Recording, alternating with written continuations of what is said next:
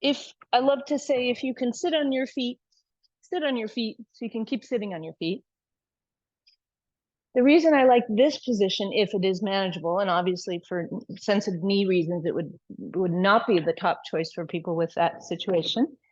The thing I like about sitting on my feet when I can is that it allows me more of a mobility in the pelvis. So I like to think of, if I can, I like to set myself up so that my pelvis is like an egg balanced on its tip, balanced on one of the pointy ends. So if you could balance an egg like that, it would easily be able to go front, back, side, side in 360 degrees with equal facility. Yeah, no problem. Complete balance in that plane. For me, my fave is actually a Sukhasana, so-called easy pose, which for many of us is a real misnomer, from which I extend one leg. So now it is actually easier, although I wouldn't necessarily say easy. And then the last thing I like to suggest, and you may already do this, is to grab the muscles and tissues around your buttock bones and pull them back so that you have the feeling that you have tipped your pelvis slightly forward. If your pelvis is like a bowl, you've started to dump it forward. And for most of us, that counteracts a tendency for the pelvis to dump backwards, right? Because of tightness in the hips, the low back, the hamstrings. Most of us are a little bit like this when we sit on the floor. Many people are not. You might be one of those people who can sit kind of like a hen, kind of joop in your nest with your little chicken feathers, behind you, and you are in that egg balanced position. Okay, so finding your seat. Ooh, all of a sudden that doesn't feel good. So we switch it up. If you do have an asymmetric seat, I invite you to switch it up whenever the what strikes you, whenever the mood strikes you. Okay. Finding stillness. Eyes might be closed, but in either case, soft. So you might be gazing down your nose softly, or you may be gazing into your eyelids softly. Now take a moment without fixing or changing anything to observe the feeling through the spine. Oftentimes when I first do this, I'll find there's a little bit of a slump going on. Because if I then do what we call axial extension, where I gently lift the crown of the head and let the head float upward, it's not a letting, it's really a doing. The lengthening through the spine comes from engagement all throughout my trunk, even into my legs, a little bit in the front of the abdomen, sides and back. And the feeling is that I grow taller. And now take a deep breath in and let your shoulders relax. Yes, let's take another deep breath in after your first one at any speed and really let it out. Let's do 2 more of those at your own pace. Keep the height and exhale out this tension. One more time. And you can be loud or soft about it. Now gently take your left hand, I'll mirror you here, which is a slightly funny strategy, but anyway, we'll take your left hand out to the left and take your middle and index fingers gently to point into the sticky mat. Now you could do anything, you could just put all 5 fingertips down, but I like the pointy thing. And you take your right hand and gently bring it to the outer edge of your skull above your left ear. And super gently allow your right ear to drop towards your right shoulder. It might be a very small movement. For me, it's definitely very small. And as I push my fingertips gently into the head, I push my head into my fingertips, which engages the muscles along that left side of the neck and shoulder. And if it feels too strong, you bring your ear back up a little bit. You don't pull it quite so far. So you're engaging the muscle that you're lengthening, or the muscles that you're lengthening. And now slowly move your fingertips in an arc shape, any amount towards the front of your body, the side, and even the back. So we're sampling, like you're groping for groping for something over there that you can't see. As you move your fingertips and push down into the mat lightly, can you feel whether there may be a position for your left fingertips that feels like the best, the most bearable and most helpful stretch? Pausing there, pushing down into the mat, pushing your head up into your fingertips as much as You pull your head gently, gently down to your side of your neck, to the shoulder, really. One more deep breath here. Now relax all the pressure and let your right ear softly fold. Very gently relax your left arm. And then gently bring both hands to the sides of your skull and lift your head back up to vertical. Pause, drop the shoulders, and then do a shoulder roll. Rolling forward, up and back and down. Forward, up and back and down. Forward, up and back and down. Now it's your right fingertips, index and middle, or some combination like that, pressing into the mat, down and out onto that right side. It's the left fingertips that come over the right ear, and a super gentle fold of your left ear to your left shoulder. The surprising thing about these stretches is that you barely need to tilt your head in order to start to lengthen those muscles that for many of us get quite tight, ironically, as we sleep. And as you push your hand into your head, notice there might be an alleviation to some of that stretch sensation as you simultaneously push your head into your fingertips. Anybody feel the change there? Yeah, so you're engaging the muscles that you're lengthening, but lightly. When in doubt, back off, make it less intense. Gently holding, breathing, softening your eyes, keeping that vertical spine, gentle resistance. One more deep breath here. Then relax all the effort and just let your left ear fold like the top of the Cool Whip. Down you go. Cool Whip is probably one of the most terrifying examples of industrial food going. Well, anyway, we take our hands to the sides of the skull and we lift the head back up to vertical, and then shoulder rolls. All right, very good. Then push out through those palms, pressing through the heels of the hands, slightly tuck your chin and move your chin from shoulder to shoulder. So there is a slight tuck of the chin. Then, keeping your palms pressed as if there were walls, equidistant and just perfectly spaced, let your chin come to more of a neutral position as you slow it down and bring your head any amount from side to side. Turn the palms face up, reach through the fingertips, bring your head back to center, spread all 10 fingers and sweep your arms any amount to the ceiling. They may come close, they may not. Big, big, big reach even to the shoulder shrug, and then sweep your arms as far behind you as they can as you squeeze your shoulder blades together. And this time with the shoulder rolls, we do elbows up and around. And now you can add a bit of cat and cow to the body, which means that as you bring your elbows forward, you might scoop your chest backwards. If you're dealing with a feeling of, I'm not so sure about my osteopenia, osteoporosis, keep your head neutral. Yeah, that will keep your spine vertical and those anterior vertebrae completely elongated. If you think I'm not really worried about that, then you can let your chin tuck. Yeah, so when in doubt, head neutral here, or curling the chin to the chest. Yeah, it's much more concerning if you have long-term compression of the front of this vertebrae here than it is episodic. Yeah, all right, and float those arms down and roll the shoulders freestyle one more time. Okay, now take your left hand out to the side and turn your palm to face the wall behind you. Then fold at your elbow and let the back of your hand come onto your low back. Then take your right hand and grab onto your left wrist. So your hands are behind you now, like this, okay? Then, as you gently draw your left hand a little bit to the right, make sure your left shoulder is completely comfortable. We don't want any dissonance, any strain, any pain. Hello, Terry, welcome. Now, sitting up nice and tall, we'll slowly turn your chin to the right, drop your chin towards your right thigh. And as you lightly pull on your left hand, breathe into the stretch on that left side. Breathing here. Now, for some, it can be really interesting to rotate your face to look forward, stretching the left side of the neck along different muscle fibers. Breathing. And weirdly, for some, it can be nice to turn your chin even to look up, stretching that big muscle on the front of the side of the neck called sternocleidomastoid. And you can even jut your jaw up, get an underbite, stretching sternocleidomastoid, gluteus, etc., blah, blah, blah. Now slowly roll the chin back down, slow movements of the head and neck.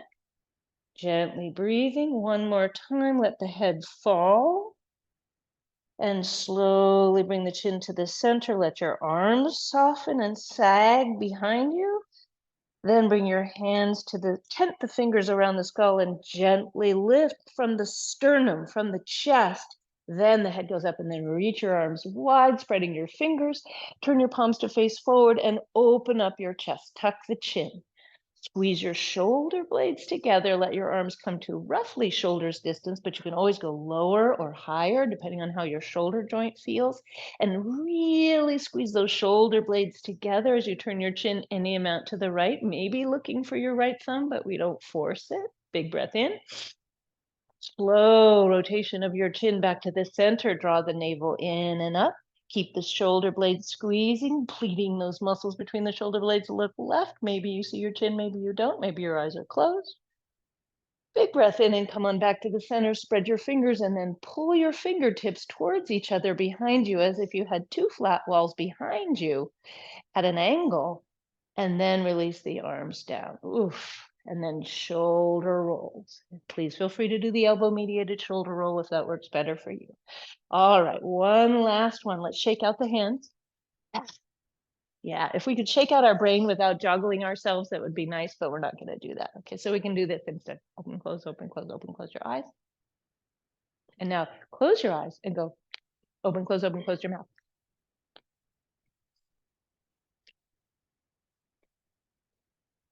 Okay, and now last but not least, we go.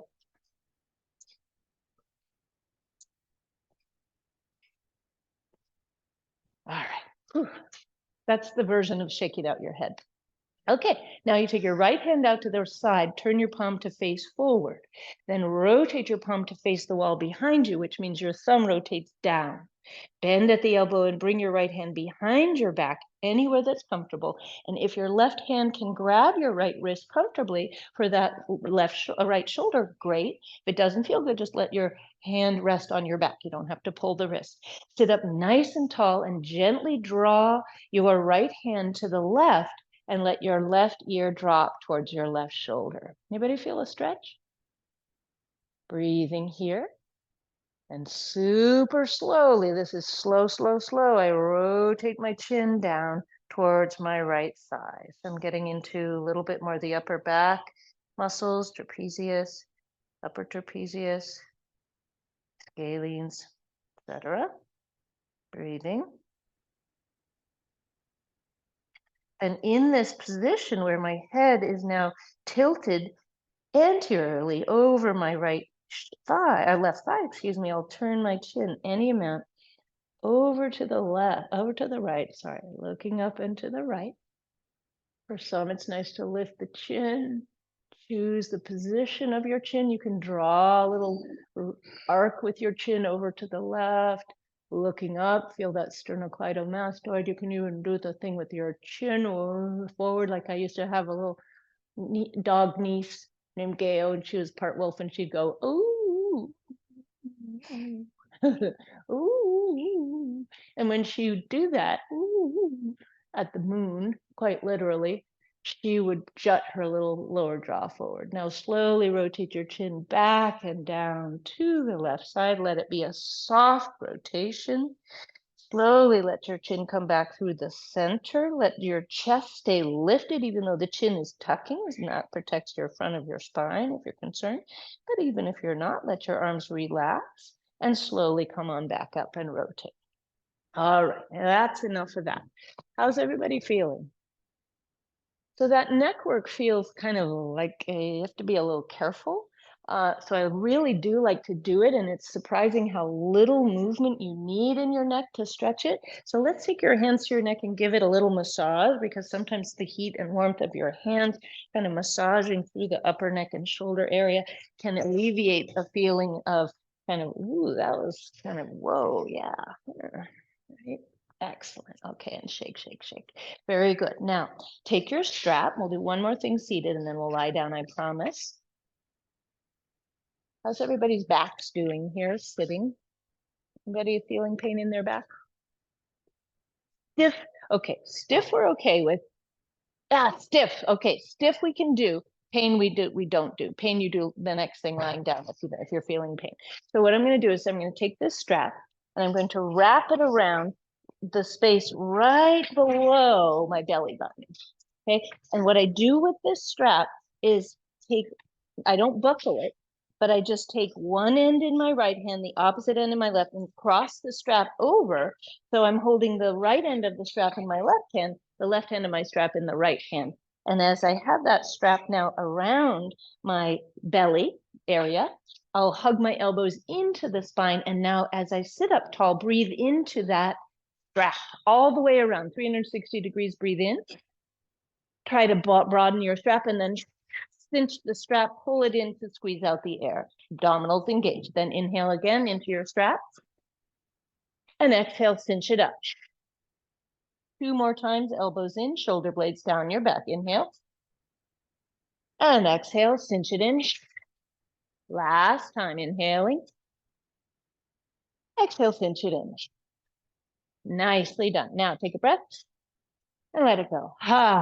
All right, now shimmy your strap up to the place where your ribs are below the line of the chest. So if you had a heart monitor or a sports bra strap, your strap is roughly in that area, below the chest, but above the waist, so that you can feel, if you pull that strap, you can feel your rib bones underneath it, yeah?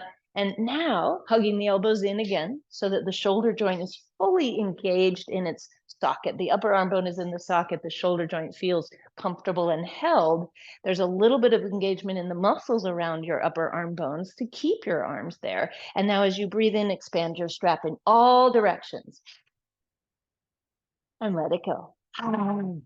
That's it. Now try not to slump on the exhale. Temptation is to go tall as you breathe in. Let's breathe in. And then to go and slump down. Keep your height. Let's do 2 more. Inhale, big expansion. Exhale. Shoulders relax, but body stays long. 1 more time. Expand your straps. Can you feel it expanding a little bit? Exhale, pull the ribs in. Can you feel the ribs pulling in a little bit? Excellent. All right. Now, shimmy that strap way up. And this always reminds me of, I think it's a Dr. Seuss. It probably is. Or some book I had when I was a kid where there was a little kid with a little bare bum. It was like, oh, look, Mom, there's his bare bum. And the strap was here, way up around the shoulders. That's where the towel is when you're going to put a towel around your waist, right? And then you wrap it under your armpits and cross it above the chest. So now the strap is below the collarbone and above the chest. And you could switch out your legs if you haven't already, if it's comfortable for you. And then once again, I still pull my elbows down. You may find you have no discomfort with elbows wide, in which case you can keep them wide. For me, if I pull my elbows down, it's just a little nicer on my shoulder joints. Now, as you breathe into the strap, expand your ribs, expand your chest, grow taller, and then stay tall. Inhaling. Big inhale. Exhale. 2 more like that.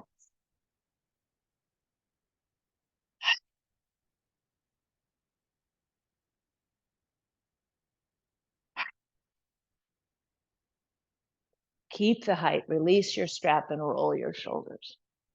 Beautiful. Now, last but not least, we'll take our fingertips, tent them wide, turn the palms to face the ceiling. If you're dealing with shoulder discomfort, you might choose to take the path of the arms that goes this way, forward and up, as if you're raising a giant basket up, yeah? Or if this works for you, arms can be straight out to the sides. Sometimes that doesn't feel good going out to the side, so forward is fine. So we'll inhale, belly, ribs, and collarbone, those 3 areas as we go up. Any amount, fingers might touch, fingers might not. Reach wide to come on down. Exhaling, stay tall. 3 more like that. Inhaling up, belly, ribs, collarbone. Fill all those areas. And get even taller. Last one. And exhale. Lovely. Okay, now, can you comfortably, and if you cannot, you rest on the floor, you lie down and do this. Can you bring your feet into a diamond shape where the edges of your feet are on the floor? Sometimes people need to put a blanket because the edges of the feet don't feel comfortable. For example, I could put a blanket so that my heels are a little bit elevated, and that can make a tremendous difference in terms of the support for your hips. It's subtle, but it can be helpful. For others, no, it really doesn't change much. It's just that, yeah, I have to say, I really like that. Yeah, I'm gonna stay with it. You might not like it. Really, it's just the outer heel that's up on the blanket and the outer edge of the foot, but you could take any variation of it. I mean, really, that's actually kind of comfy too, just saying. Now, yeah, it feels uncomfortable to have the yeah, sitting up a little higher and maybe bringing your feet a little further forward, Laura, might also be helpful because, no, sorry, towards me. So bring the blanket out even further towards me. And so that the shape becomes much more of a diamond rather than a square or a sharp little wedge. See if that works. If it doesn't work, you stick your legs straight out. You do not need to be in this diamond shape. Does that help at all to have them a little further out? For me, it makes a huge difference in the hip because of how the thigh bone is sitting in the socket. And then once again, we can haul that buttock flesh back. Okay. Now, you can always opt out of this. Just stretch your legs long. You do not need to have the soles of the feet together. So at any point you choose to do that, you choose to do that. Now, reaching the arms all the way up, we'll turn to the left, floating your left hand gently behind you, right next to your buttock, right hand to your left knee, and then drive your right thigh buttock towards your right foot as you twist gently to the left. And then slowly come on up.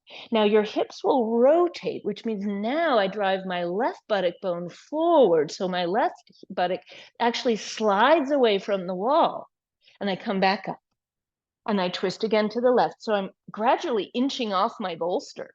I'm rotating my pelvis as I twist gently to that left side. Growing tall in the process, we'll switch off 2 more times. Rotate your pelvis. Last time, reach tall, twisting left, and move your right hip forward. Excellent. All right, now stretch out your legs.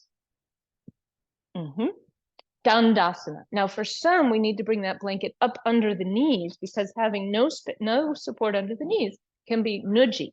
Separate your legs as wide as they need to be separated so that you feel like you can really sit here without feeling like you're working super hard to do so. Yeah. All right, last one, and then we'll lie down.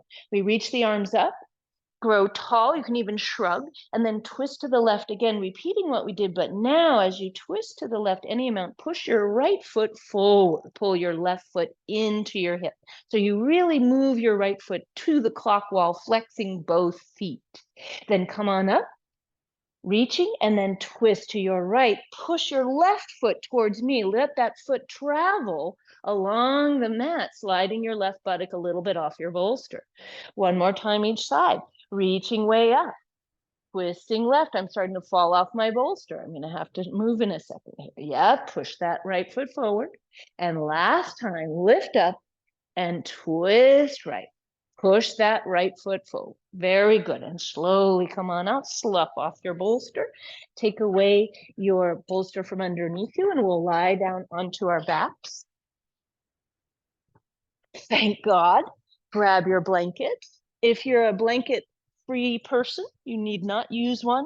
I always like to use the minimum amount of blanket that I can to feel completely comfortable through my neck and shoulders. And if you're having a bit of low back sensitivity, it can be nice to maintain the height under the head, even if you don't feel like you for sure need it in a really exigent way. Gently draw both knees into your chest and first just rock from side to side.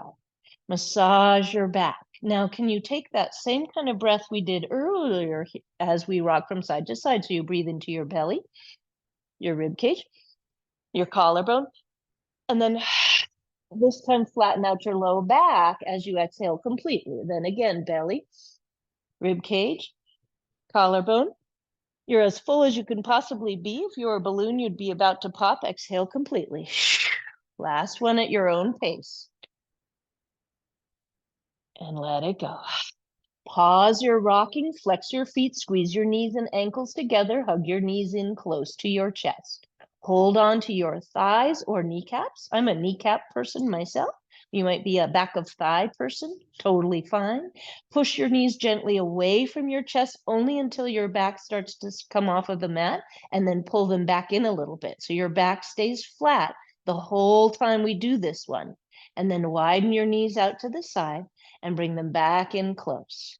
Now you can keep the version where the circle is pretty small and your back is completely flat. It's really kind of a weird long ovoid shape. You're making two little ovoid shapes. If it feels okay for your low back to gently rise and fall, rocking and rolling front to back over your low back and sacrum, then you can allow your knees to go as far as you like, as far as that feels comfortable for your back. And for some, you'll even let your arms reach and let rest down on the floor at any angle, and do this without the hold of the legs at all. Breathing into it when your back is flat, really keep the back flat by engaging your abdominal muscles. And when the back is not flat, gently elongate. Feel the elongation through the spine, but maintain the abdominal engagement. Now slow it down, pause, and we'll go the other way. Back into these circles, but now the opposite kind of circle. Again, you always have the option to make that circle stay in nice and close so that your back really stays easily flat the whole time. No question about it. In other people's bodies, it feels good to rock and roll over that landscape of the lumbar, cervical, and tailbone, right? Lumbar, yeah. Now, gently lower your feet, toe heel your feet out to the edges of your mat, rock up onto your heels, and do your windshield wiper. So the previous one was moving on your back. This one is moving on your pelvis. As you flex your feet, your heels dig into the mat and your toes stay lifted. And as you gently let your knees go from side to side, you draw the belly button gently but firmly and continuously to your spine. As you go from side to side, allow yourself to go only to the angle that feels completely fine in your knees and lower legs. And also, as you go through the middle, press your low back flat. So you're doing a little bit of work. No rest for the weary here. My mother used to say, no rest for the wicked. All right, she should know. All right, come on back to the center. All right, now take your strap and thread it underneath your low back. Oh no, you're like, not the strap. Now, with your strap on the floor, it doesn't actually get wrapped around you and you're not going to be pulling it up towards the ceiling at all. But instead, we're going to see if we put the strap right in the middle of the place underneath your back where it's highly mobile.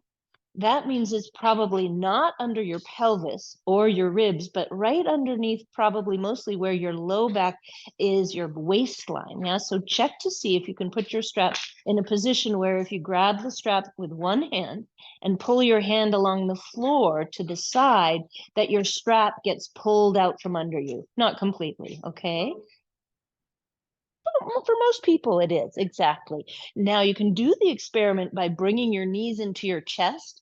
And for many people now, if you now try to pull the strap with just one hand, pulling your hand along the line of the floor to one side, does it become harder for, even impossible for you to pull the strap out from underneath you?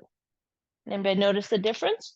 Okay, keep the strap pinned and don't worry if it's not 100% pinned. For some of us, it's just 80% in the shape of the spine will dictate that. So make it harder or impossible for your hand to pull the strap as you bring your knees into your chest. Now either stay here, you can even put a block between your thighs and stay here. This is a lot of work, isn't it? Now from here, you can just move your knees forward away from your chest about 2 centimeters or so, and then pull them gently back in, squeezing your block. I did add a block because I do like to engage those inner thigh adductor muscles. You have a whole panoply of muscles in there that are super helpful to strengthen. So as you move your knees further and closer from your chest, further and closer, you may notice that you have to work a little harder or a lot harder to keep your strap from moving. Now, notice you don't need to move your knees at all in order to feel the effort required to keep the strap pinned.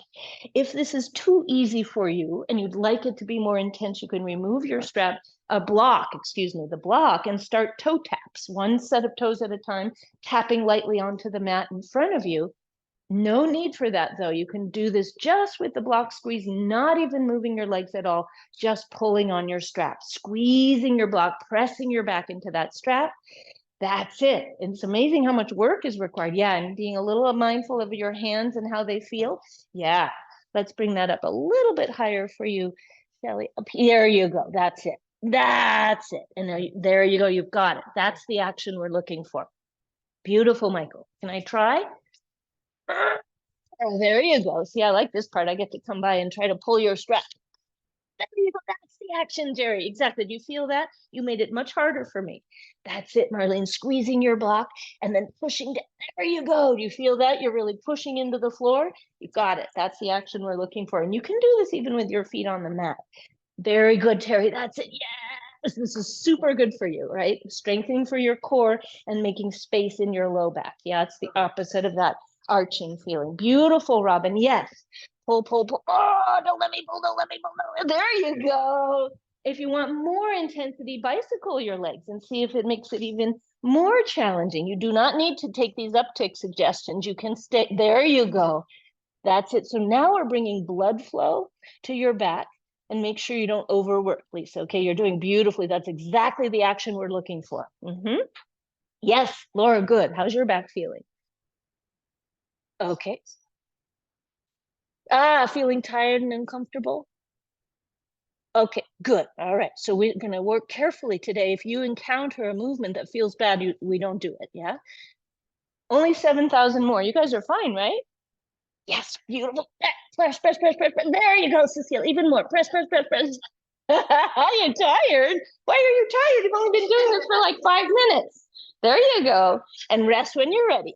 Nicely done. Nicely done. Very good. Yeah. See? No fair pulling with your other hand on the other side of the strap. If I pull one side of the strap, you can't pull on the other side. That's it. A little higher. There you go. It's worse when it's higher. That's where we want it. Yes, exactly. So there you go. So now there's more of a curve, so it's harder to flatten. Yes. A little higher, Yuli, for me, just a teeny bit. There you go. Okay, now flat, flat, flat. There you go. You got it. All right. And okay. Oh, I didn't get to pull. Did I get to pull you? I don't think I got to pull you. A little higher, my dear. A little higher.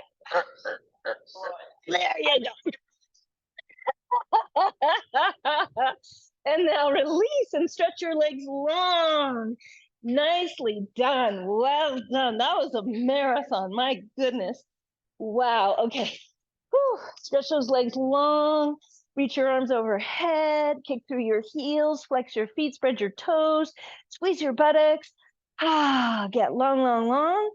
Now reach through your right hand. Your right hand reaches to the wall behind you. Your right foot reaches to the wall in front of you. Your hands and arms are still on the floor. Then reach your left arm and left foot away from each other. Right arm reaches towards the direction of your head, and your right hand foot reaches the other way, and left, right, and left at your own speed. Can you feel your shoulders and hips tick-tocking?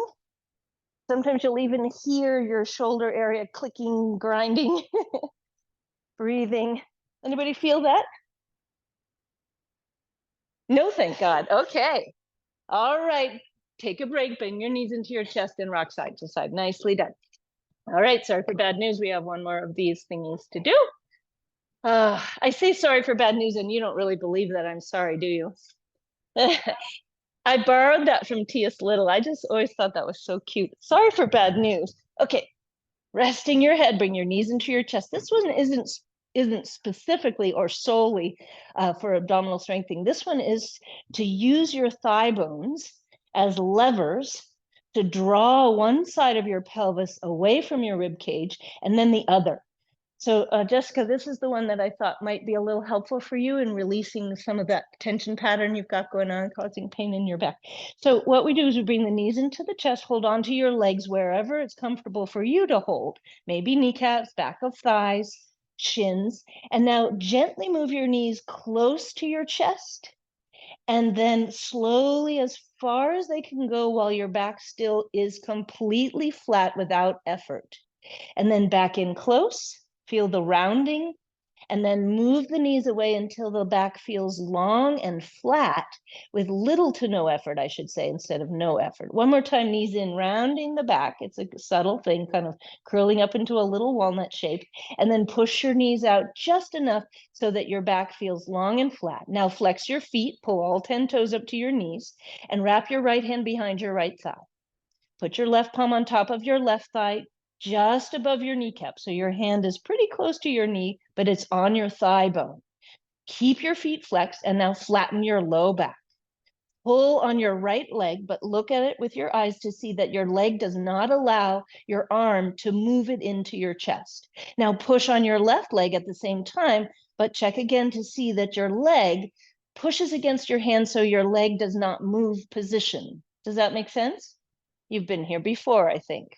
Pull right, push left. Now, draw your shoulder blades in and under. Hug your elbows a little bit towards your ribs so you're not using your upper neck and shoulders. And also maybe unclench your teeth. Soften your eyeballs. Maybe even turn your chin side to side. Take a deep breath in and let it go. Now, switcheroo. Right hand on top, left hand pulls. Left hand pulls left leg, right hand pushes right leg. Push and pull. Breathing, holding, flattening your back. Now switch whenever you want. We can switch at the rate you like. Sometimes I find if I hold it too long, I get so bored and irritated that I stop sooner. But if I switch more quickly, I can do a few more rounds of it, and it's really helpful. That's it. Yes. So these feet are flexed. And you put this hand behind here. And then what you're going to do is pull that leg in towards you. Yeah, you're going to put this hand like right here. Yeah, and now put that hand here. And now you're going to push this knee away from you, but your leg resists. So don't let it move. That's it. Yeah, and now keep the knees right together. There you go. And then switcheroo whenever you're ready, which means you put the, yes. So now you're going to push this one away, put it here, right here. Yep, and that one goes behind. So that one, there you go. Now make sure the knees are parallel. That's it. It's a lot, I know, right? It's a lot for the brain. Yeah, flexing those feet. Nicely done. Only 6,000 more, maybe one or two more.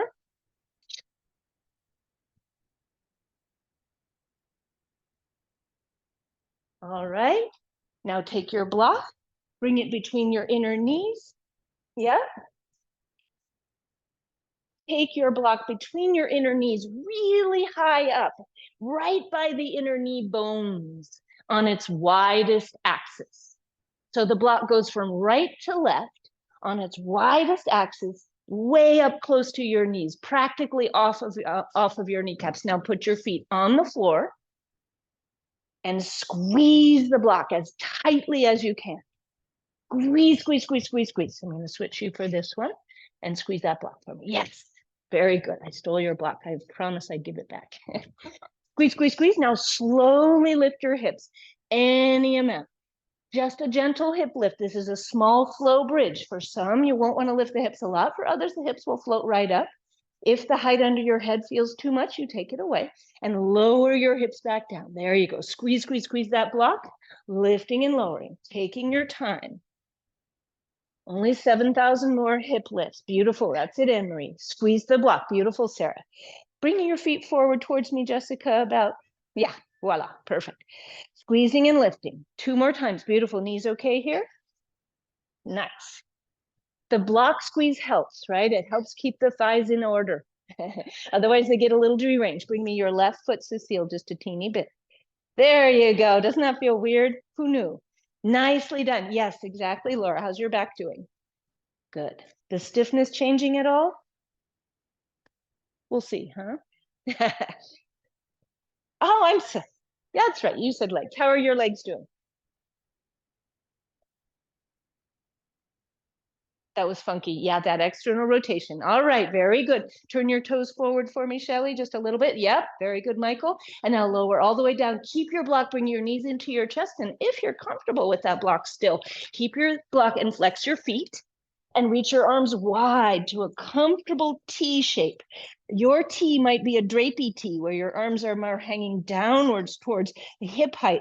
They might be right out at 90 degrees, or they might need to be in a cactus shape or other position. Slowly tilt your legs and the hips from side to side, a lateral twist, sideways twist. Any amount. You do not need to do a lot here. So if you don't feel like twisting very far, only twist a little bit, but do try to press your low back flat when you come through the middle.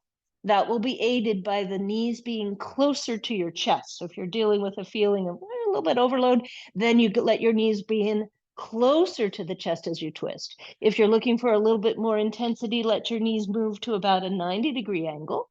In other words, your knees are right over your hips. And lastly, if you're looking for more challenge, when you twist left, you could kick out through your right leg, long leg. And when you twist right, you could kick out through your left leg. All right. One more each side. Optional leg kick. The leg kick thing is absolutely not required. None of it is required. All of this is fungible. And we come on back to the center. All right, now let's gently roll to the side. Slowly come on up with your back nice and neutral. And I'll give you a little quick demo of this one so you can see it. And then we'll move on to our front body after this. So this is the last version of Setu Bandhasana that I'm going to do. And you're like, Setu Bandhasana, I'm sick of Setu Bandhasana. Bridge pose, blah. So much bridge pose, right? Bridge pose is so great though, because it lengthens the area for most of us, which is almost always locked short and weak. So when you're sitting, right, this is the front of your body, your hip flexors, they're folded, they're limp, they're short, and often they get tight because they're holding you in a sit, and they're used to being like, so they get tight, but they're weak. So it's a bad combo. It's not a great combo. Let's just use some nicer language. It's not great. Let's just say that. I'm going to put the outer edges of my feet on this blanket. If you don't like the feeling of the block, you can certainly swap it out for a bolster, okay? But I'm going to go block here. I did lie on a real bed of nails, just saying. It was a little mini bed of nails. The little nails were actually made of PET-free plastic. And it was very uncomfortable, just saying. You're supposed to, yeah, sharp little needlies, like the teeth of a rat, you know. It was rough. It was rough. I sat on my butt and I rolled myself down. I had a shirt on and my yoga pants, and then I rolled my bare neck onto the neck pillow with the teeth in it. It was like, how are you supposed to be comfortable here? Anyway, so there you go. Because when you're a yogi, you're supposed to lie on a bed of nails. It kind of is, and then it's supposed to be pressure points, and then it's supposed to get easier over time. So there we go. So we grab the sides of the mat, we tuck the shoulder blades under, we flatten our back, and we press the feet any amount together. Now, if you have a tendency to get a little crampish in your hamstrings, don't worry about pressing your feet together. Just let the feet rest against each other. Squeeze your buttocks, and we'll gently lift the hips up. So this is your bridge pose. If you find it stressful in any way, and Laura, you might find for your legs that if you lift up a little bit, it's okay. If you lift up more, you don't like it. So you can always place your feet flat on the mat, also on either side of your block, and go back to the neutral knee alignment if the wide knee position feels problematic. That's for anybody. Now, slowly finding your way into your bridge lift here. What it is a Supta Baddha Konasana, supine, Baddha bound Kona angle bridge lift. So it's Supta Baddha Konasana, Setu Bandhasana. So slowly lifting and lowering. Now, for some, when you lift, it'll feel okay to stay lifted and hold and do a little hula hoop with your hips elevated. It's really stretching the muscles at the front of the hip and inner groin, and it's strengthening the muscles at the back of the hip and buttock area. So the area, you're going to squeeze your buttocks to raise you up. Yeah, exactly. It's counterintuitive. That's it, lifting and lowering. You do not need to lift up very high. And again, you can always rotate your feet flat onto the floor and use the feet on either side of the block with your knees pointing up to the ceiling if the wide knee position feels problematic. Any amount. That's it, Michael. Good. Yep. So we're stretching the front of the hip joint, these adductor muscles, where normally they only get stretched in one orientation. Now we're stretching them in the so-called external rotation mode. Yes, and if it feels crampish, bring your feet flat on the mat and just do a gentle bridge lift without the soles of the feet together. Maybe one more round if you're doing it and it feels okay. And then we'll slowly bring your knees into your armpits. So this is where you hug your knees up wide into the armpits, wrapping your arm around the back of your thigh and knee, and gently rock side to side. So you can put your hands or your arms behind your thigh there. I really like the feeling of hugging the back of my thigh against the rib cage area near the armpit and rocking side to side. This is an alternative to happy baby. So yes, you could grab your foot and stretch one leg long if that serves you. For others, no thanks. I'm just doing a gentle rock side to side. Yeah, exactly, Jerry. All right, and then slow it down and slowly come on back to center. Place your feet flat and then just pause for a moment. Breathe into your low lungs, belly, rib cage, and collarbone. And exhale when you're ready to flatten out your back.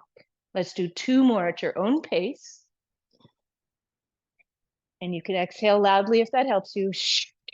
For some people, it feels nicer not to. And others like to use that ocean sounding breath, that ujjayi, where you slightly close your epiglottis and make a little turbulence around the back of your throat. And it sounds like Darth Vader.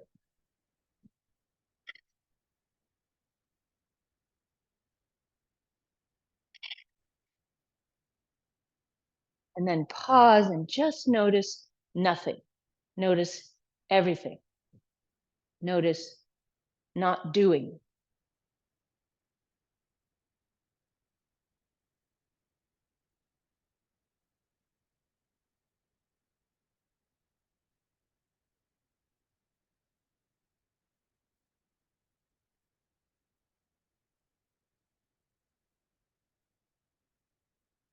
Very gently bring your knees into your chest. Now roll over to the side of the body that calls to you. Could be right, could be left. Pause briefly. And then we'll come on up to sit and open up our blanket for our Shalabhasana. So Shalabhasana is the #1 pose that I like to employ to help you strengthen the back line of the body. So we talk about the quote back line of the body. It's really all the muscles from the backs of your feet all the way up the backs of your legs, over your buttocks, up your spine, all the way to the back of the crown of the head. So it's the muscles that support that entire posterior surface of your body.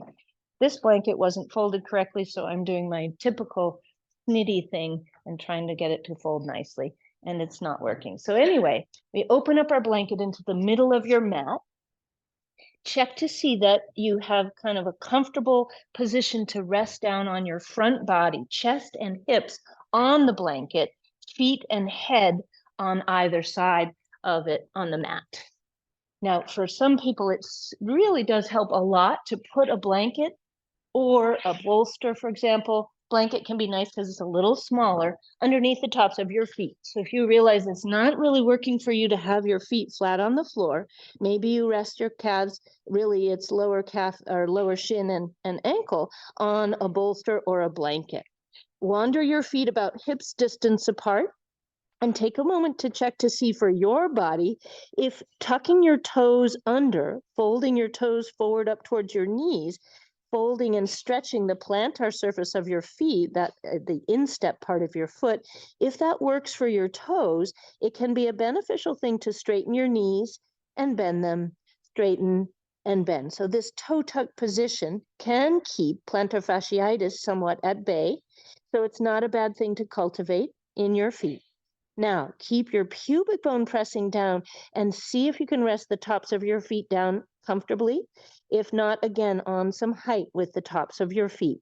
Let your toes spread, let your heels gently fold up towards the ceiling. So we're not necessarily dropping the heels right and left. Now, squeeze your buttocks, press the pubic bone down, and imagine you have a zipper pull attached to your pubic bone. Now pull your zipper pull right up the front of your body like you're wearing a very tight wetsuit, which I guess is somewhat redundant. Squeeze your buttocks. Now stretch out through your knees and see if you can push down into the floor any amount with the part of your foot that's on the floor. If the top of your foot down doesn't feel good, you could do that toe tuck again. For some, that feels really good. So go ahead and feel free to swap over to the toe tucked under version. Otherwise, keep the flat of the top of the foot down version. Now relax. And again, press your pubic bone down, squeeze your buttocks, straighten through your knees, pull those kneecaps up, lengthen through the back of the knee, Press down into the mat and relax. Now on this third one, we'll do it and hold it. Press the pubic bone down. Squeeze your buttocks. Now imagine again that zipper pull attached to your pubic bone. Draw it up towards your sternum and squeeze. Straightening your knees. Now slowly float your feet 1 millimeter off of the mat. Float your head 1 millimeter off of your hands or your mat. Pull your elbows back to your side ribs and float your hands 1 millimeter above the mat. Keep the pubic bone pressing and the chest gently grounding. Nose pointing straight down. If your arms are comfortable, you can slowly, gently bring your arms out to a T shape and back down to the sides of the body. And then out to a T shape and back down. Now, for some, you can bring your arms out to a T and then maybe even up next to your ears without strain. And for others, no, thank you, that's too far. So allow your arms to hover and sweep, maybe so they go in front of you like a superhero flying through the air, like Underdog. Remember Underdog? Underdog. Press it, pubic bone down. All right, one more breath here in this low hovering Shalabhasana. This is your hovercraft Shalabhasana, pubic bone pressing. Zip that zipper. Remember the pubic bone zipper? That's so weird, right? Draw that zipper right up to your sternum. In fact, draw it right up to your chest.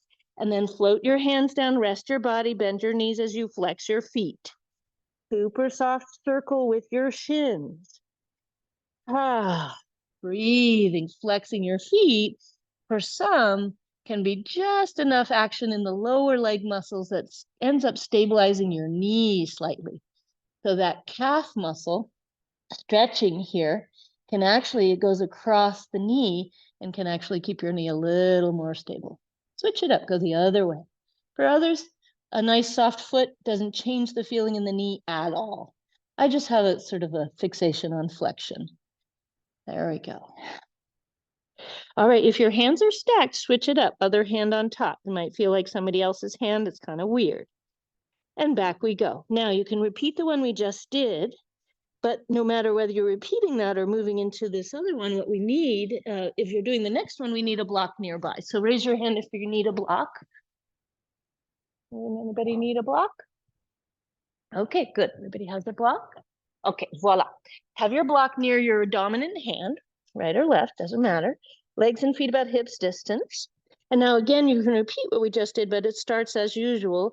Same old song and dance. Squeeze your buttocks, press your pubic bone down, and then zip your pubic bone right up towards your sternum. Straighten out your knees. And now float your feet 1 millimeter. Float your forehead 1 millimeter. And now grab your block if you're doing it, or just reach your arms down to the sides of the body. Now you'll either sweep your arms to a T or maybe even up next to your ears, back and forth, or lift your chest a little bit higher, press your pubic bone more, lift your legs a little bit higher, and reach your block behind you. We'll start by just moving your block from one hand to the other over your buttocks. So as you're lifting into your Shalabhasana, switch your block from hand to hand. Now, if you can switch the block without bending the elbows, that might create a bit more effort in the area between your shoulder blades. Neck is neutral. Now, as you bring the block from side to side, you might think, oh, this is so boring. Let's bring the block all the way around. So you bring your block from one hand to the other, then sweep your block all the way up and around towards the crown of your head, and then back and around, make a big giant circle with your block. And imagine you're floating in water and you need to keep your block dry. There you go. Switch it up. No need for the block. You can just come back to the hover, take a break whenever you need to. And Terry, I would say the low Shalabhasana would be the most that would be good for you. More than that, not so helpful. Yeah. And you can always shift back into child's pose when you need to take a break. Terry, this is a great one for you. Knees wide, big toes to touch, upper body draping forward. Okay. Oh, got it. Okay, so what we can do is just have you rotate a little bit to your left here. So you'll just turn your body a teeny bit on your mat like this. There we go. And then you'll have more space. There we go. Yeah, it's always a challenge, the Jenga of the yoga class. Yeah, all right, take a break. Complaints? Questions? Nicely done. All right, now from here we'll do a stretch for the shoulders. Yeah, there you go, Terry. And the legs are straight. Yes, and you just barely lift your feet, you barely lift your head, and yeah, you got it. And keep the pubic bone pressing, Terry, really, really firmly. Very nicely done. Excellent. Now, so slowly, we'll bend the knees and gently roll to the side, or roll to the side and then bend your knees, which is much more manageable. Come on up to sit so I can show you this one. So-called, what is it? I can't remember the name of it. Anyway, with the forehead is tucked onto the mat, my arms are stretched out sideways. Here's the idea. Your right arm will be rotating your upper body away from your right arm, and that means that the position of your right hand will determine where and how the stretch occurs in the front of your right shoulder. So if you're comfortable with your arm being out at a T, that's probably the maximal stretch position for the anterior pectorals, the anterior deltoid area. But your arm might feel better higher or lower. For most people, bringing your hand down more towards your thigh will mean it's much easier. You can do this rotation with a very gentle stretch in that right arm. If you like, though, bring your right arm straight out to the side, left palm to the chest. I'll talk you through this. You kick your left toes back.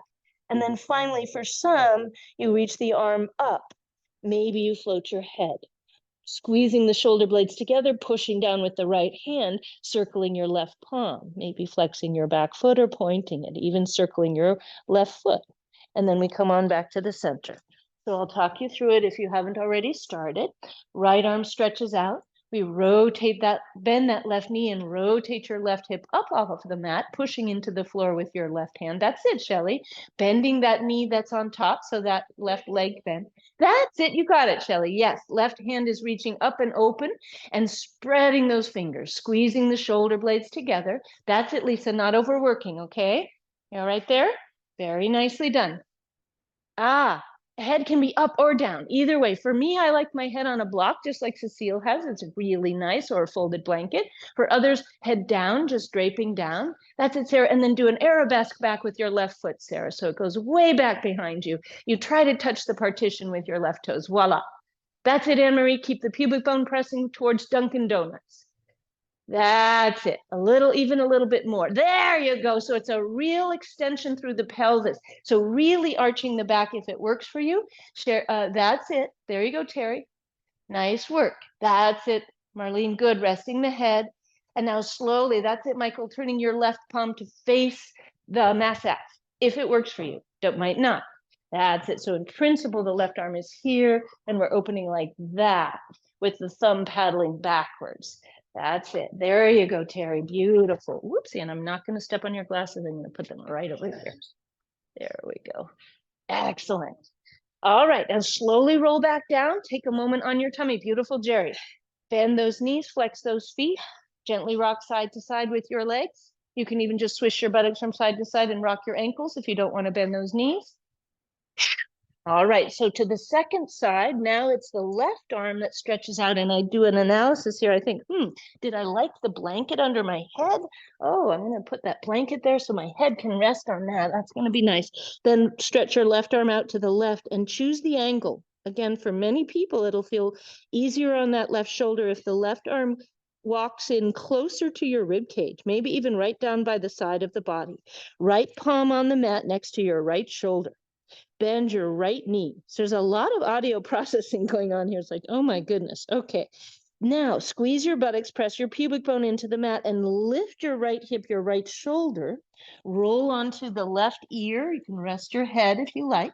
Tuck your tailbone to the right to lengthen your spine and reach your right foot behind you. Peeling your right arm up and opening your chest, spiraling your right thumb towards the wall behind you, pinky towards the wall in front of you, opening up that chest. Press your pubic bone forward to prevent a huge arch in your spine. We're trying to keep more of a tucked tailbone position. Yeah, there you go. Yeah, that's it. Let's put this hand down real quick just for a moment, and then tuck your tailbone. That's it. And then reach this leg back any amount and let the foot come onto the floor. There you go. Stabilizing yourself there, and press the pubic bone forward. And then if you wish to reach your right arm up, you can, any amount. There you go, Laura. Does that feel okay? Nicely. Yeah. Didn't go well on the other side. Yeah, no worries. Well, we'll do it one more time on the first side for those who, yes, beautiful, Cecilia. Yeah. Ah, so then straighten out that leg. You don't need to bend that top knee. Yep. So come right out when it starts to bother you. Yili, that's beautiful. Pubic bone forward. One more breath. Let's go back to the first side and see what that feels like to do one more time. A mini coda, not staying long at all. Really press your pubic bone forward. Stabilize yourself on your right hip using your left hand for stability. And then it's going to be your left leg that reaches behind you. That's it. And you can push down into the mat with that left hand if you wish. There you go. And that's beautiful. And then you could reach the left arm up if you want to. Nicely done. There you go. Very good. Not overstaying on this side. Nice, Michael. I like the orientation of the shoulder. Doing okay, Marlene? Ah, okay. And then slowly come on out and come on down. So you'll be on your tummy when you do it. Yeah. The bottom leg can be straight or bent. I do usually straighten it, but bent is fine. It makes you more stable.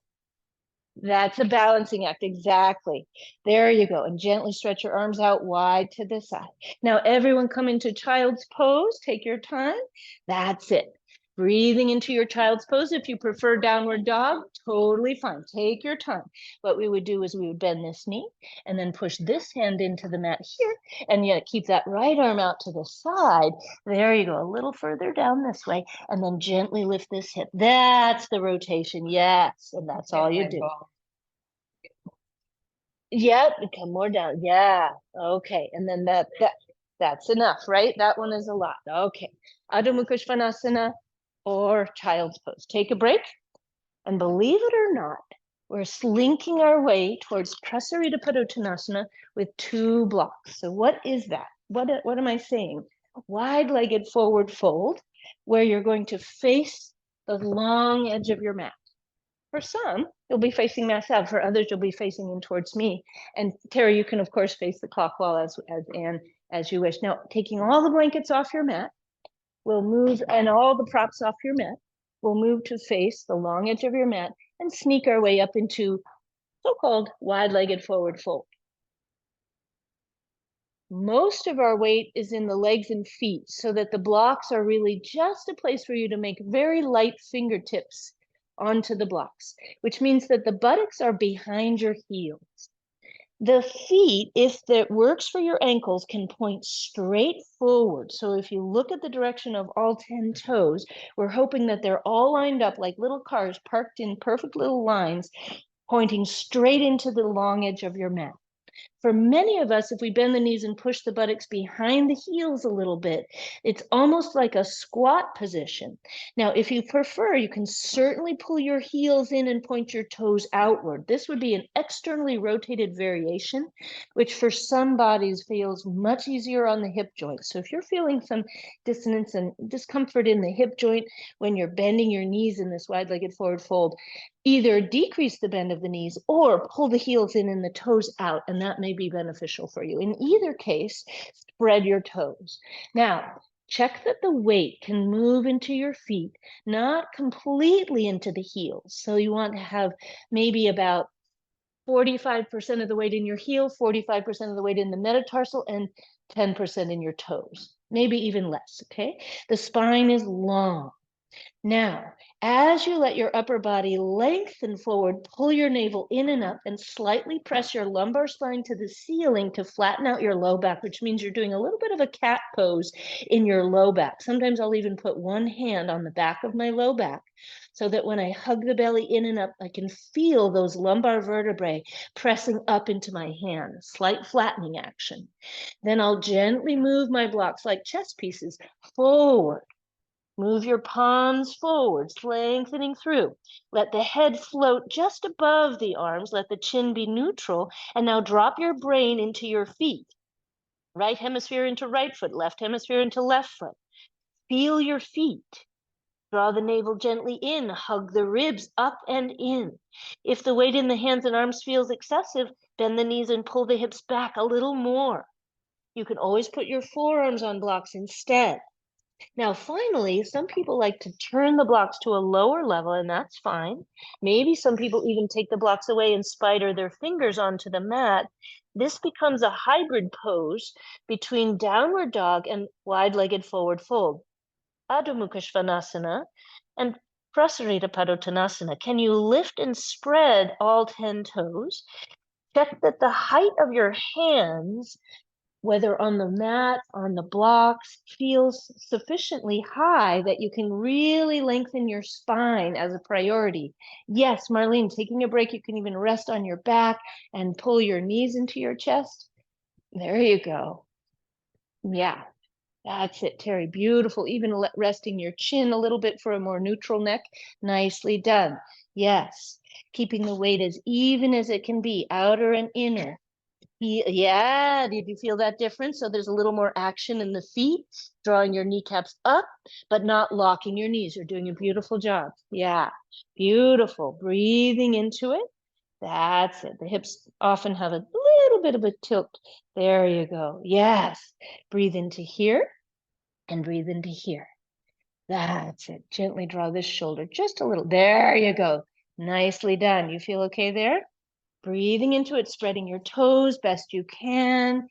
Teeny walk to your right for me, Michael, just about a half of an inch with both hands. Yeah, nicely done. And breathe into that left side for me. Big breath in, slow breath out. Yeah, nicely done. Breathing, yeah. Excellent.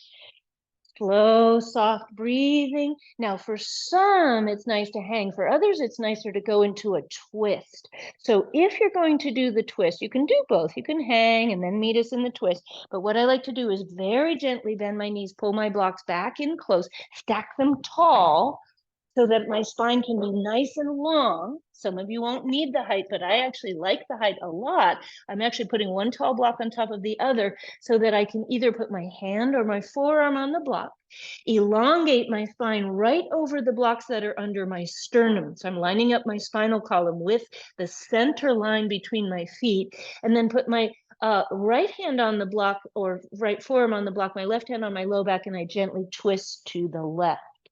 You might turn your chin and look down to the right. I do like to keep my spine long here, so I slightly scoop my navel in and up. And for some, that left arm can drop and hang and slowly sweep open to the left. Fingertips spreading. Don't force the hand up, but let the torso turning reach your left hand skyward. Slight tuck of your chin. I'm much more interested in the length of your spine, the integrity of your abdominal muscles. Big breath into those lungs. And maybe turn your chin all the way to the right to soften. Then we slowly come back to the center to switch sides. I like to move slowly in the transitions. Please feel free to put your left palm down, either on the blocks or the mat, or your forearm on tall blocks. Right hand to your low back, spine right over your hand and blocks. Lengthen the spine, scoop the navel in and slightly flatten out your low back. You can even press your palm into your low back to feel those muscles elongate. You do not need to drop your right arm and lift it, but you can, if you wish, let it drop and swing and sweep, opening the chest. For me, I like to turn the chin down and to the left, keep the navel scooping, but keep the spine lengthening. Maybe even spread those fingers of that right hand. And slowly back to your Prasarita Padottanasana. If you're a hanging person, you hang. Otherwise, we're flat back. And then we'll bend the knees. Carefully grab your blocks if you don't already have them. Come to flat back if you're not already there, and hug your belly button in and up. And then bring your hands onto your thighs, bend your knees, and use the bend of the knees and the hands on the thighs to help you slowly come on up and roll your shoulders forward, up and back and down, forward, up and back and down, forward, up and back and down. And now we're going to grab our blocks and hold on to the blocks as if they're books you're pulling out of the shelf. My goodness, it's almost time for us to rest. And are you guys fine if we stay here for another hour? Okay, good. Perfect. All right. So we'll turn your left toes in, turn your right toes out. Sneak your feet wide. Holding your blocks, rotate your hips to your right. Bend your right knee slowly. Press your right heel. We're not going for maximal knee bend. We're going for maximal lift through the spine. Pull your left foot to the left as if you're trying to stretch your sticky mat, and slowly sweep your arms out to the sides, palms facing up, and draw your left shoulder blade in towards your spine as you look left and then look right. You can turn your blocks at any angle you want, looking right, looking left. Now slowly tilt onto your right thigh with your right forearm and slowly make a circle with your left block. If the block doesn't feel good, drop it. And once I said that, and Sherry was so funny, she dropped it, or she threw, I said, you can throw your block across the room, and she did, which I loved. Yeah, couple circles. Let the stretch happen through that arm. One more circle. And back up to warrior two, bringing your arms wide, pause, and then straighten out that right knee. Rotate your right toes in, so we have an internal rotation, a pigeon toe of your right leg. Bend your left knee and turn your left toes out 90 degrees.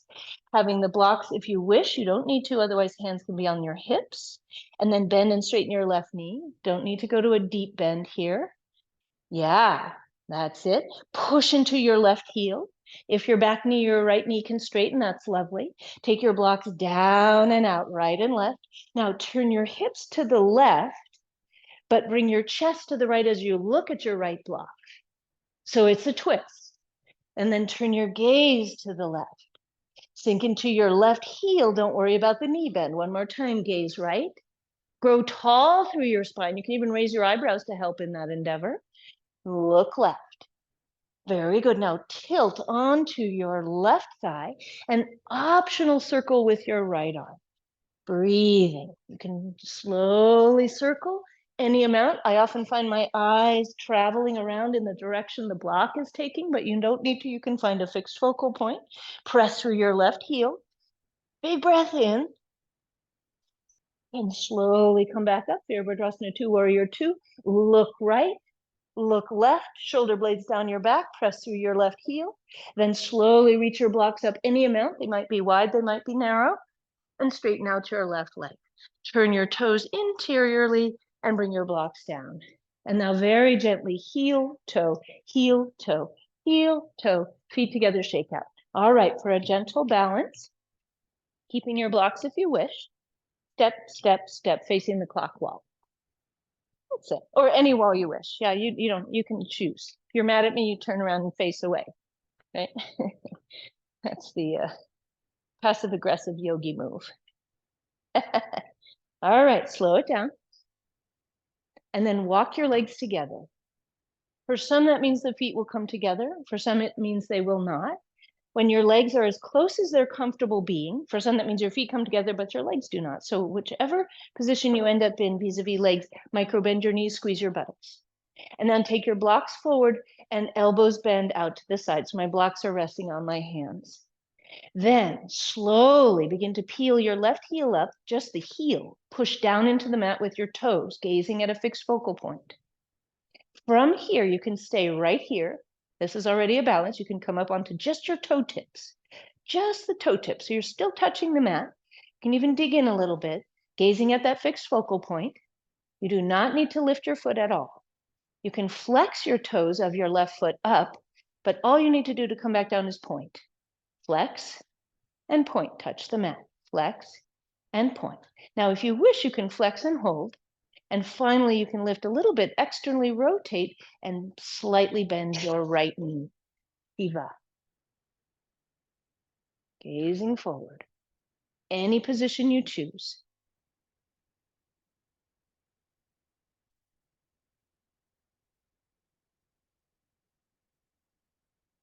And slowly come on down. Exactly. Balance doesn't look like the, quote, final position. Balance looks like anywhere on the path to the final position. Balance is the effort to balance, the challenge of balancing. Balance is not, I'm perfect, I'm here. Balance is a process. So everybody was in process, which was great. Let's bring the legs together, micro bend those knees, squeeze your buttocks, lift your pelvic floor. Remember marble, blueberry, raisin? See me after class if you're not remembering that. All right. Blocks on your palms. Gaze at a fixed focal point.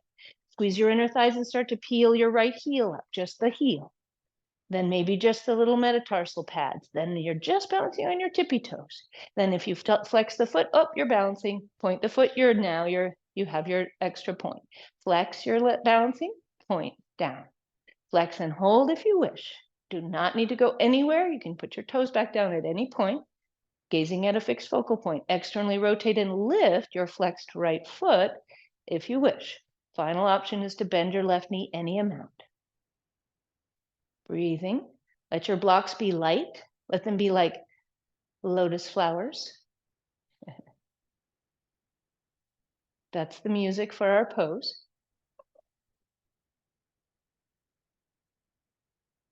Isn't that perfect?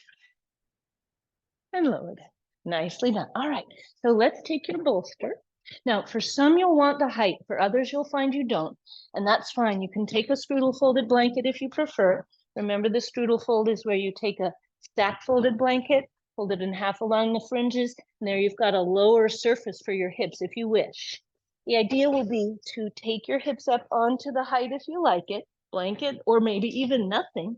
If your hips are high, you may not need height under your head, but I almost always like to put height under my head, even if I have my hips elevated. So take a moment to find your way here to Viparita Karani, where your legs are up the wall, but the wall is not needed.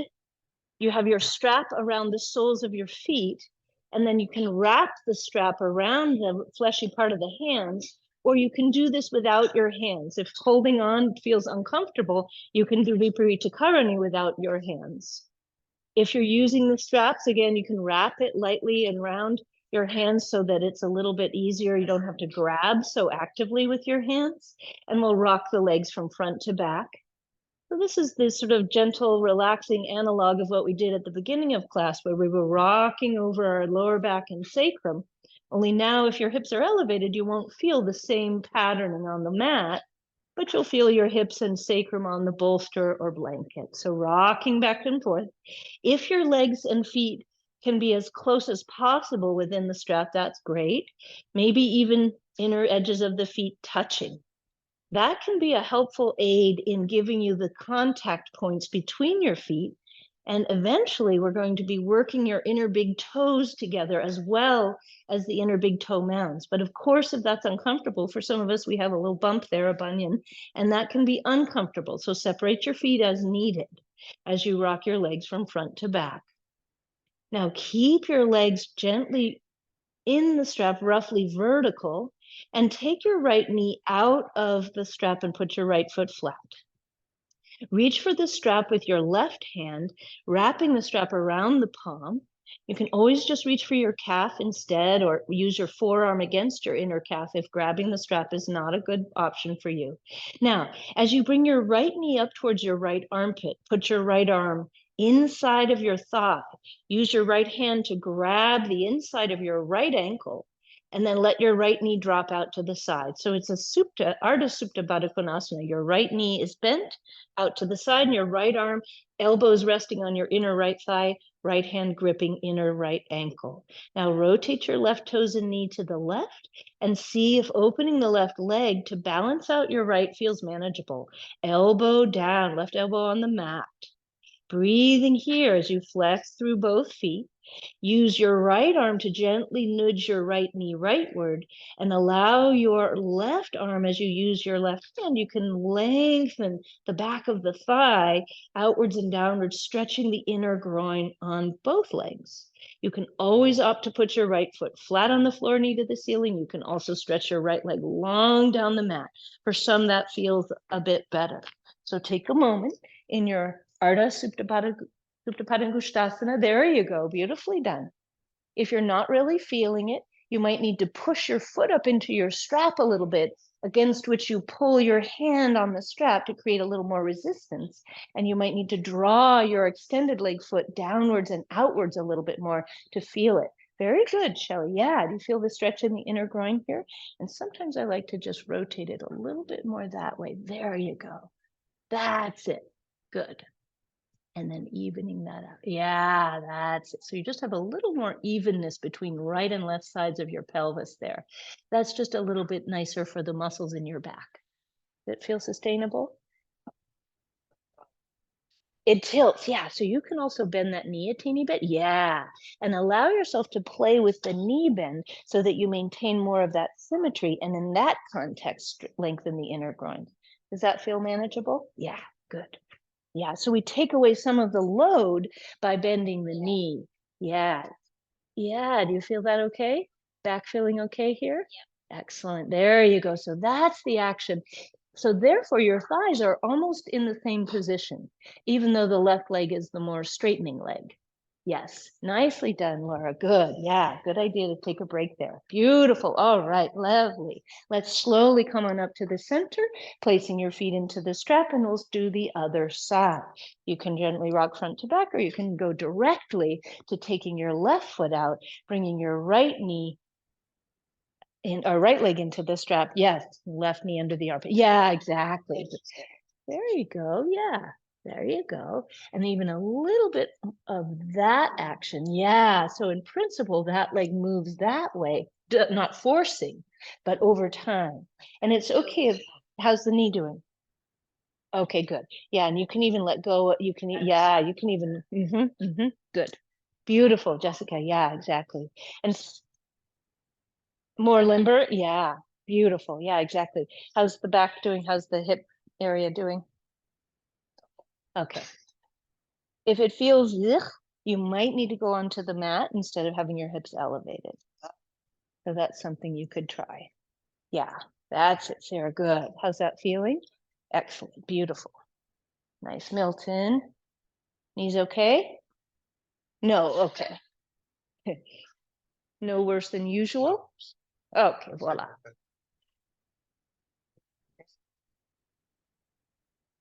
The balance of the sacrum. So if this feels better to you, straight leg variation can feel much better for people. There's a different kind of counteraction to the stretch in the right leg. For some of us, we end up tilting so much that it helps us not tilt, but you're not tilting, so you're good to go. Stretching that left leg long is a completely viable option. Beautiful. That's it, Ely. Exactly. You feel that a little bit in both inner groins? Exactly. And so those knees can go as wide as you like, but we don't force it. Yeah, right. No, you're good. As wherever it feels like you have a stretch, but you feel balanced, that you're not forcing. Excellent. Couple more breaths here. Taking your time. Very good. That's it, Shelly. Yep, beautiful, Anne. There you go. Good. There you go, Jerry. Good. Nice option. Nice, Michael. Yep.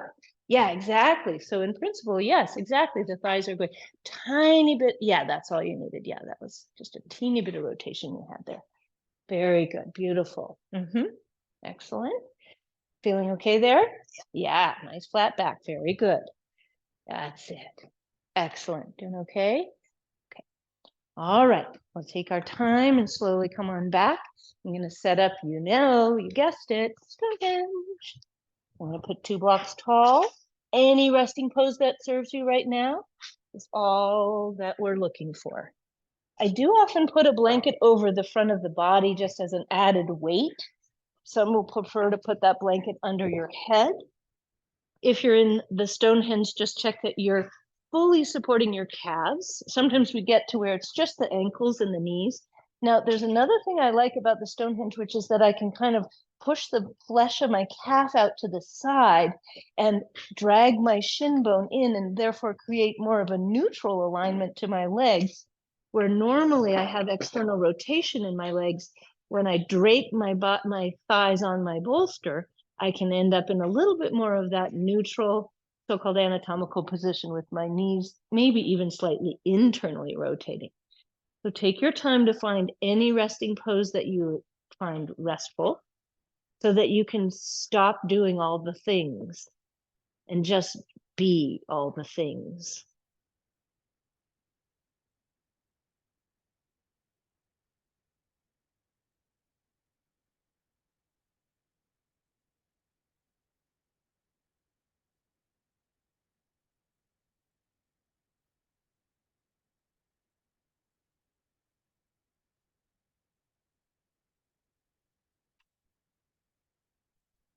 Taking your time to settle in, to settle down.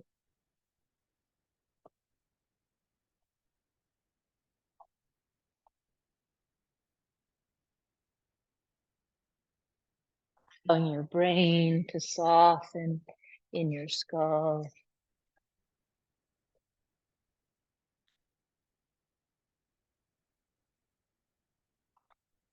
Relaxing your jaw and softening your eyes.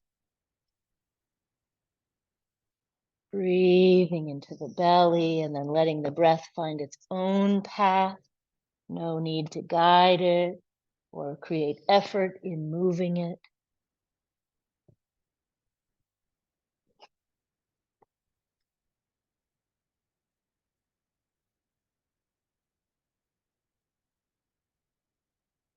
There we go. Now that can sort of give those muscles at the back of the hip a little break when you take a little bit of that kind of movement of the thigh. That's just something you might think about in the next few days.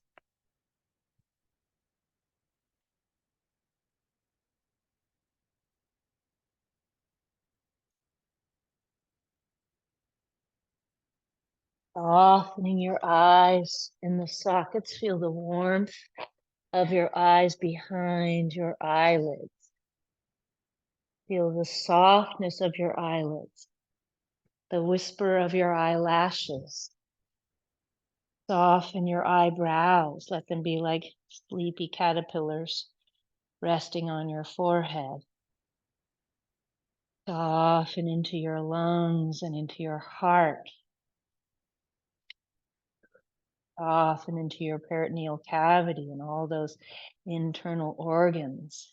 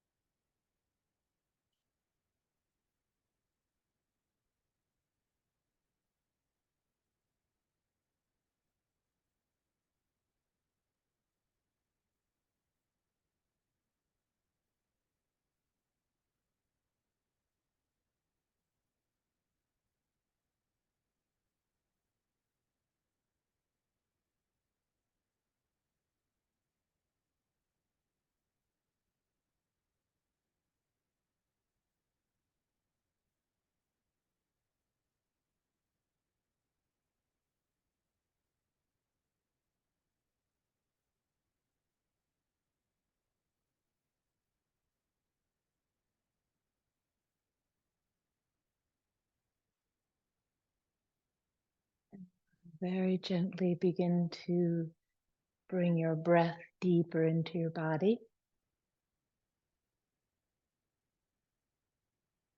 making any movements that feel easy and comfortable to you, leaving out any that feel difficult and uncomfortable.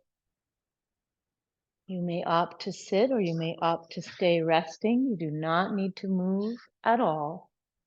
If you choose to, take your time. You may like to rest over onto the side body, breathing, softening your brain, finding your way to a seat, only if a seat sounds like a good idea. As we began this morning, finding your tall seat with that nice, easy pelvis, letting your eyes stay soft and maybe closed, but not necessarily, gazing along your nose, bringing the palms together in front of the heart. I'd like to do a rolling om, and please feel free to just listen. Some people do not like to om. It doesn't mean anything to them. It feels kind of like, eh. But if you would like, you can join me in the rolling om. What a rolling om is we do one big inhale and exhale just to clear out the breath. And then we do a big inhale and everybody ohms. And then when you're done with your om, you take another big inhale and you om. And then when you're done again, you take a big inhale and you om. So you might be out of register with the others, and that's great, because then we get the rolling om effect. So please feel free to just listen, and please feel free to join in if you like. I will stop my first om sooner. You can just om until you're done and then do your next one and your next one. So 3 total ohms, but let's do a cleansing breath first. Big inhale and let it go. Inhale for om.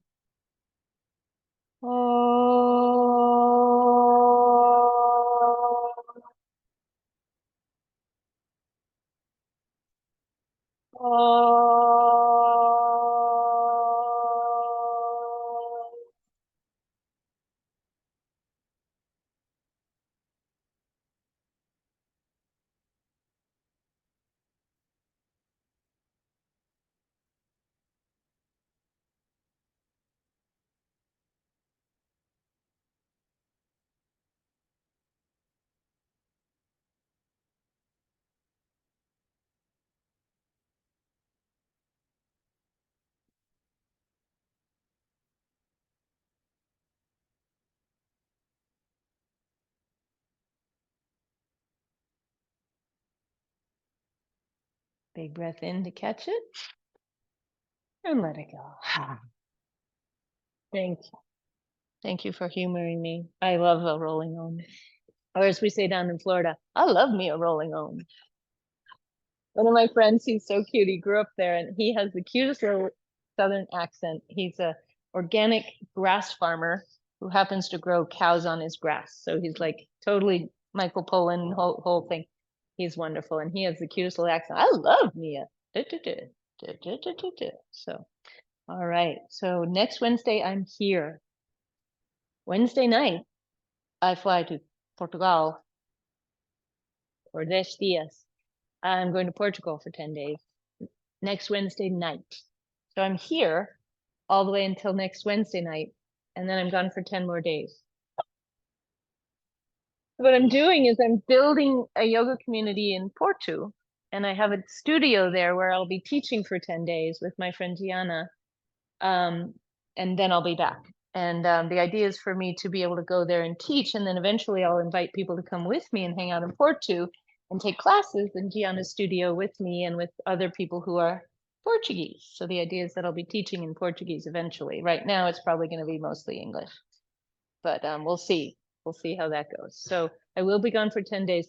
On my website are all the subs listed. It's mostly Sarah, a few Juines sprinkled in there, and an occasional Martha. On my website, if you're not sure, send me an email, send me a text. I will send you any information you like. But I am here all week, including next Wednesday morning. I will be here Friday. I will be here Monday. And I know I'm just keeping my suitcase in my room.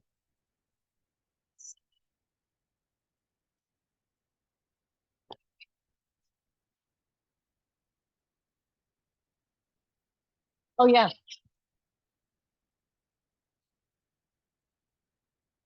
Yeah, my sister and brother who are pilots do that. They just always have it. Yeah. Yeah. Thank you, Susanna.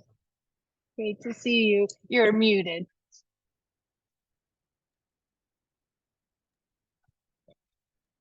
When you have time, Anne, Yes. I would really like to take you to lunch. There's a butternut bakery that's opened up right in Belmont Center. Yes. I keep And thinking about this and feeling so bad that I haven't made it no, happen with you, and I please, would love please, to. please don't. I don't want you to feel bad. I don't want any bad associated with this lunch. No, I would love to. And I love butternut. Oh my goodness. And I haven't been to the one in Belmont. Yes, it's great. It's great. It's beautiful. The Is people it? are lovely. It's just wonderful. Oh, So, fantastic. That's the perfect place. yes. Okay, so you just let me know, but please just feel good. Thank you. Thank you. And I'll see you on Friday. Yes, love you, Okay. Anne. Love you. Bye-bye. Mwah. Bye bye. Bye Mwah. bye.